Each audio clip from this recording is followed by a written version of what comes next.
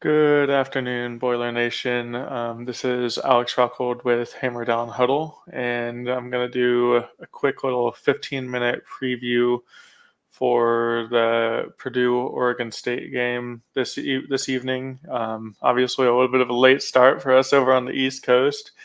Got an 8:30 start over in Corvallis, Oregon, against Oregon State.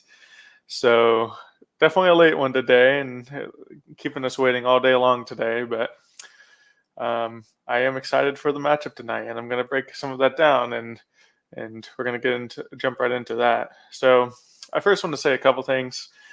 Last week, it was obviously not what we were expecting. I think a lot of us had a lot more hope, and honestly, the last week was kind of a crushing defeat. I mean, it was embarrassing. I feel like the effort was lacking and just didn't seem like Purdue football at all to me, in any regard. Even in some of our bad years, I'm like, that was pretty bad. So obviously not what we wanted last week, and that provides, a certain amount of skepticism moving forward in the season. Certainly not giving up on the coaching staff yet, like I feel like a lot of people already have, but I I think this is the third game in Ryan Walter's second season, and we obviously hope to see things improve over time, and I guess we're going to see if things improve over the season. I think last week was certainly a huge black eye towards the program this year and things like that, and I know people were frustrated, and I feel like a lot of people have given up on the program, and I feel like we can't quite give up yet. At least I'm not going to. But yeah, it was tough. It was tough to watch, tough to witness. Just kind of just really disappointing. So and I'm not going to continue to hold this over their heads. I've moved on. I'm now focusing on Oregon State and the game tonight.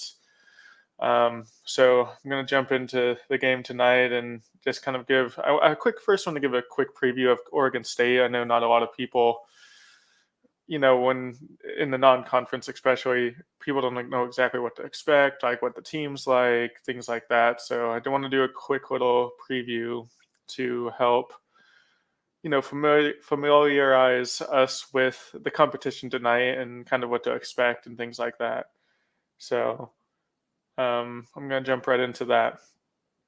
So, what to know about Oregon State?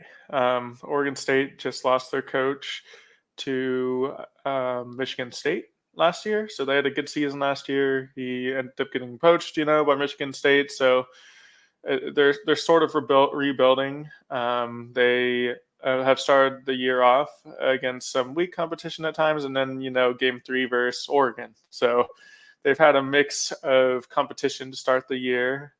They are 2-1. They beat Idaho State, I believe it was, and it was like 38-15, I think. And then they beat San Diego State 21-0, and then lost pretty big. I think it was 49-14 against Oregon.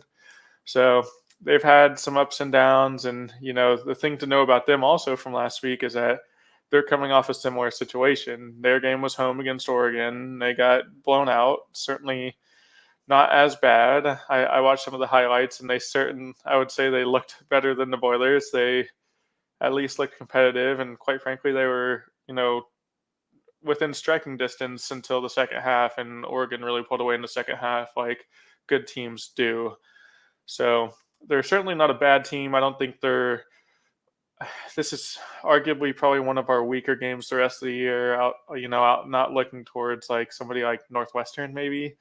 So I feel like this is one of the easier, maybe like second easiest game of the rest of the year, perhaps. This is that's one thing that we talked about going into the season with our schedules. That's really difficult, and it's not easy today either. This is still a good team. I think they have their ups and downs, but I think Purdue's going to have their hands full tonight. So jumping into kind of how what Oregon State has done this year and things like that. They're 2-1, as I said, but I think one important thing to note for them is that they are a run first team, especially if you let them. They have 565 rushing yards on the year out of their 998 total yards. So they have the ball on the ground a lot, and they are the type of team that really wants to dominate the ground. They want to dominate time of possession. They want to keep your defense on the field.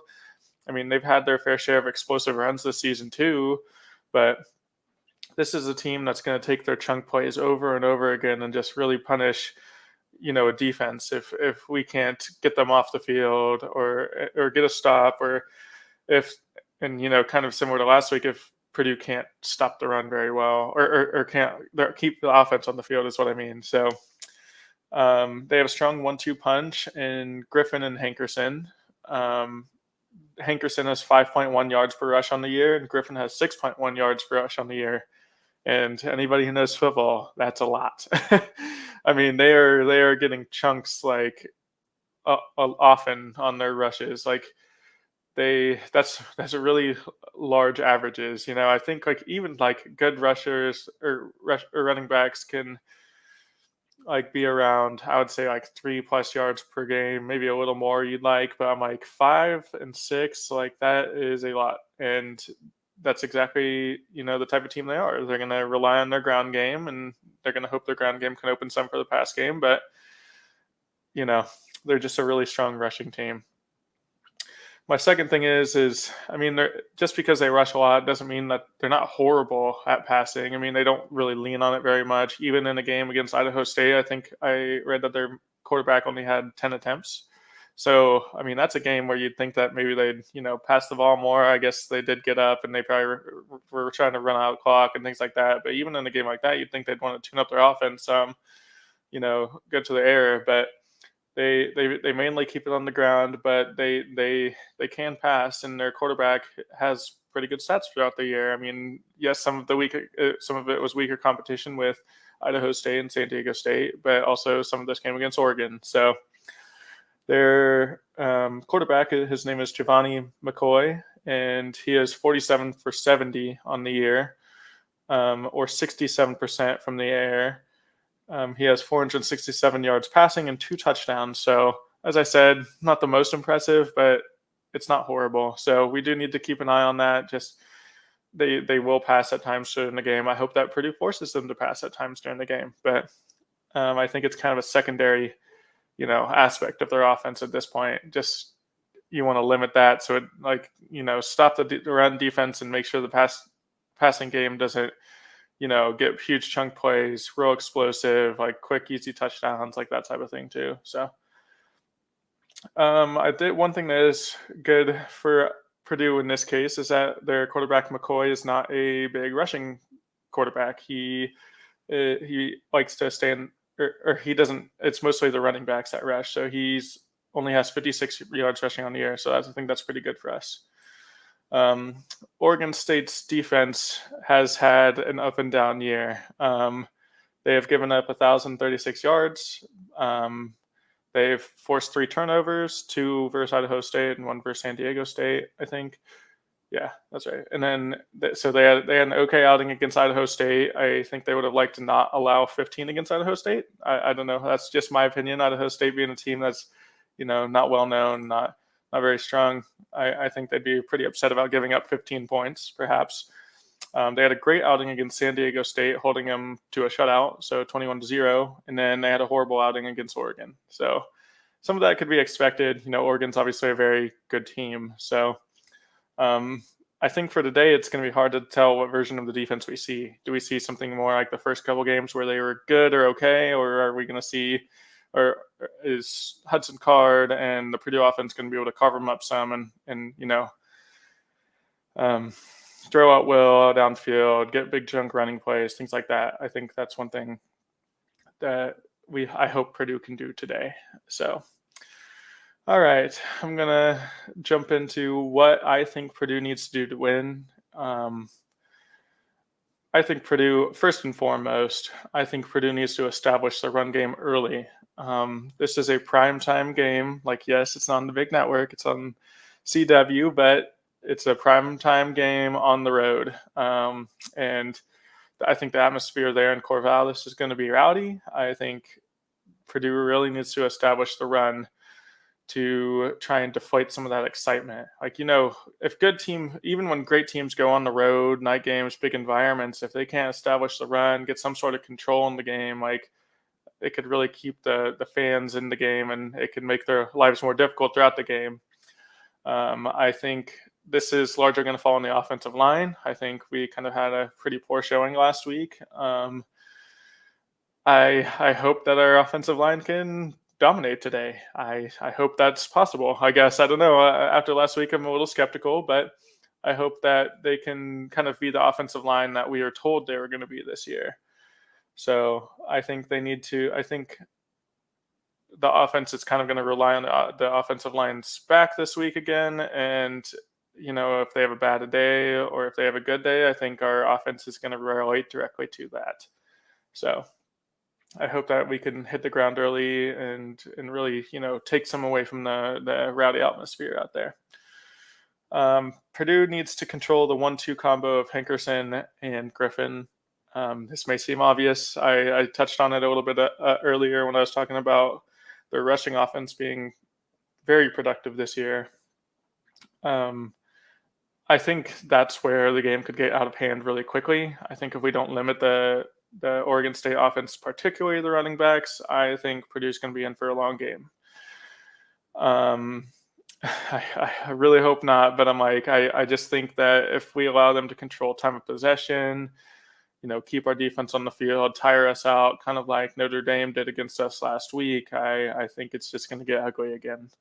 So I think arguably this could perhaps be the biggest thing that I think we need to do is I think we need to really focus on stopping the run and then getting them off the field. Like certainly not hurting ourselves with penalties and big chunk plays and, limiting them on the offensive end, particularly on the ground.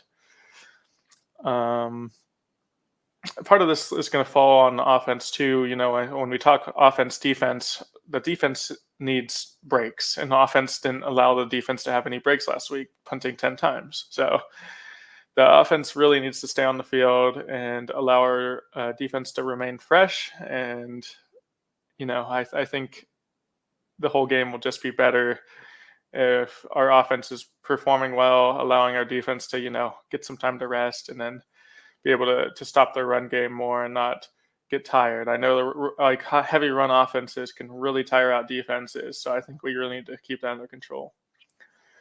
The third one, this one should be very straightforward and I think simple, but I think we need effort. I think we saw a large lack of effort at times last week. I think there was times where I think we were just, not as talented as Notre Dame, and it showed.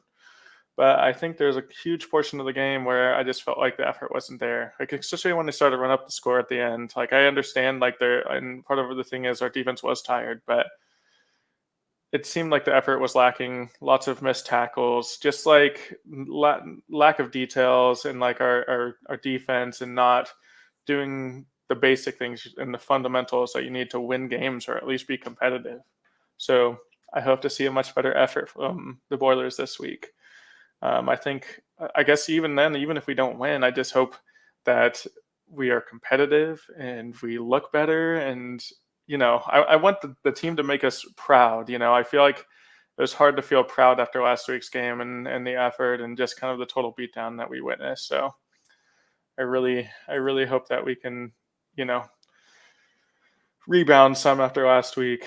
I'm going to wrap up here in a second, but, I haven't given up on the team yet this year. I do think our Boilers can compete. I don't know if there's a lot of wins left on our schedule, especially if we play like last week, obviously, but they have left some doubt for me, but I haven't given up, I feel like I'm generally going to be a little skeptical until proven otherwise. And I think that has to start today. I'm just going to be completely honest. I think, our schedule's not getting any easier. We're about to get into Big Ten play after this, and every game's going to be a grind. It doesn't get easier. I'm tempted to say this is potentially the easiest game remaining on our schedule outside of maybe or maybe Northwestern. So I think we really need to put it together today, or else I have a feeling it might be, a long season for the Boilers. Um, at the very least, even if we lose, I hope that we're competitive. So and give us something exciting to watch, even if we do lose. So I'm gonna finish with my prediction for the game. I do think the Boilers look much better tonight. I think we come out a little fired up. I think the team was quite frankly embarrassed last week, and I think that were probably pretty motivated going into practice this week and want to prove last week's performance wrong. They want to look good tonight, and um, so I think we're going to look much better at the very least. I do think that like the logistics of everything, traveling across the country, night game, it's going to be a rowdy environment. I think it's going to be a little hard for the Boilers to overcome, I will say. So my final score prediction, I have Oregon State winning 31-24. So definitely more competitive than last week, but I do think that in some degree the logistics of it all is kind of stacked against us this week. I certainly hope the Boilers can prove me wrong. I hope we win big. I think this is me just kind of, maybe with a little skepticism from last week. I just think that at this point I need to be proven wrong, and that they will compete, and that they will have a strong outing tonight against Oregon State. So I'm gonna wrap up with that. I just wanted to do a quick little preview show, kind of give some people some context for Oregon State, what to expect. I know not everybody is going to want to do the research and kind of like watch film and highlights and stuff like that. And I went and looked at some highlights and looked at some box scores, kind of read some news stories from some of their, local journalists and things like that. So wanted to give a little bit of context to the game, and since we don't always play Oregon State, it's like, what can we expect? So. Um, I'm gonna finish there. All I have to say, I'm gonna end with, I hope things are better tonight, but I'm not super optimistic yet. I hope they can prove me wrong. So that's how I'm gonna end this little preview show. Again, this is Alex Ruckold with Hammer Down Huddle. I look forward to watching the game, and I hope that the Boilers give us something more exciting and better to talk about post game this evening. So, boiler up and hammer down, and let's go beat the Oregon State Beavers.